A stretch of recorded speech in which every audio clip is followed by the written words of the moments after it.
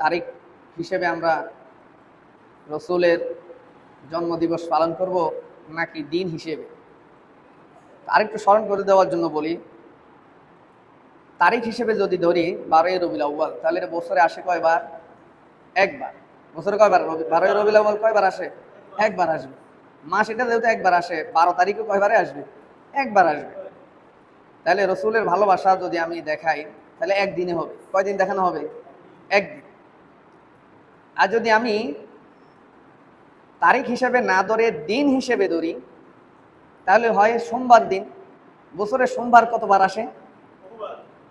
মাসে যদি কোনো 4 বার ধরি, তাহলে 4 বার 48 বার, কমে আরেকটু বেশও হতে পারে কোনো সময়। তাহলে আরো 2 বার দিলে কবে? 50 বার। তাহলে রসুলের ভালোবাসা যদি দিন হিসেবে ধরি, তাহলে কবার পাইতেছি বছরে? 50 বার।